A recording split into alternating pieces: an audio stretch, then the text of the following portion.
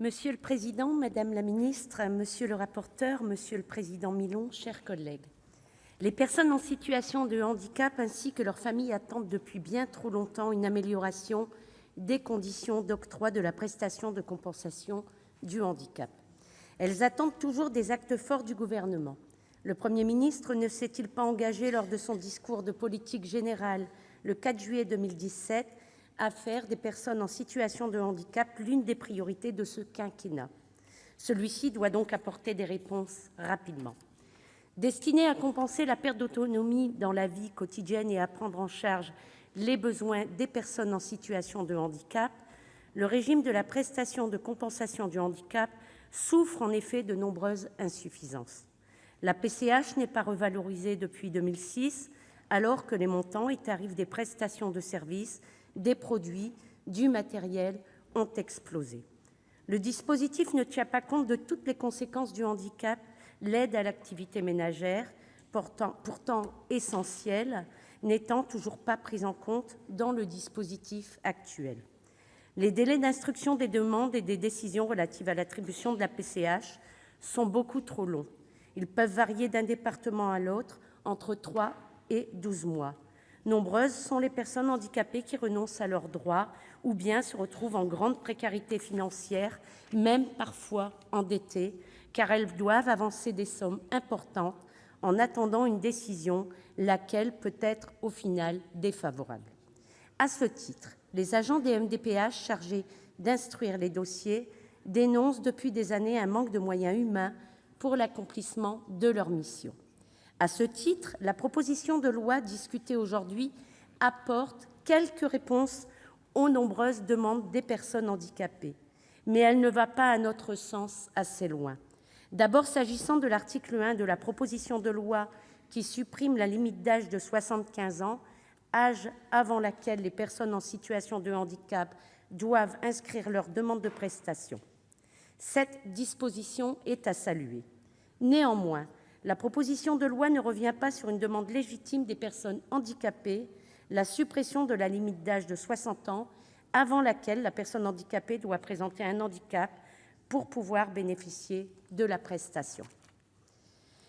La loi du 11 février 2005 ayant créé la PCH indique à l'article 13 que le critère d'âge comme condition d'attribution de la prestation doit être supprimé au plus tard en 2010. Cela fait donc bientôt 10 ans que ce critère discriminatoire perdure. Combien de temps va-t-il falloir encore attendre ? En deuxième lieu, la proposition de loi met fin, à juste titre, à une contradiction concernant le double plafonnement du financement du reste à charge des personnes en situation de handicap par le Fonds départemental de compensation du handicap. Mais le texte proposé instaure une autre limite, celle des financements du Fonds départemental de compensation. À notre sens, les financements de ce fonds doivent être assurés et surtout permettre une prise en charge complète des restes à charge. Il ne devrait pas être question d'une limitation. Plus loin, nous pensons que ce fonds ne devrait même pas exister, car la PCH est justement censée couvrir la totalité des besoins des personnes en situation de handicap. Cela nous montre donc que la PCH doit être urgemment revalorisée et que le véritable sujet est bien celui-là. En troisième lieu, le texte prévoit une amélioration de la procédure d'attribution de la PCH avec l'instauration d'une automaticité du droit à la PCH lorsque le handicap n'est pas de nature à évoluer favorablement. Cela va dans le bon sens.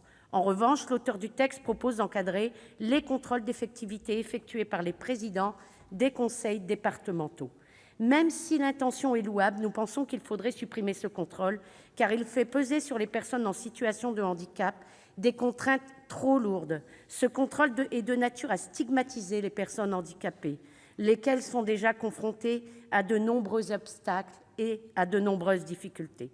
Faut-il rappeler que la moitié des personnes en situation de handicap ont un niveau de vie inférieur à 1 540 € par mois ? Tel est le constat de l'IGAS dans son rapport de 2016. Alors ne rajoutons pas davantage de difficultés à des personnes déjà fragilisées par le fait notamment qu'elles ont de grandes difficultés à accéder à l'emploi. Enfin, concernant la dernière disposition de la proposition de loi, nous louons cette volonté de progresser sur la problématique des besoins spécifiques des enfants et des modes de transport des personnes handicapées. Néanmoins, la réalité à laquelle font face les personnes en situation de handicap est connue.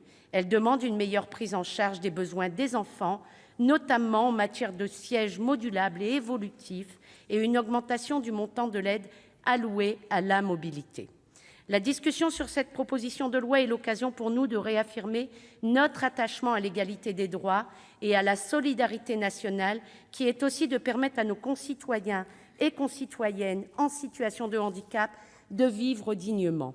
Il y a un an, vous avez refusé de voter notre proposition de loi qui demandait la suppression de la prise en compte des revenus du conjoint dans la base de calcul de l'allocation aux adultes handicapés, au prétexte que vous souhaitiez une refonte globale du système de compensation du handicap. Nous ne sommes pas rancuniers, car seule l'amélioration, même partielle, des conditions de vie des personnes en situation de handicap nous conduit à voter en faveur de votre proposition de loi. Merci.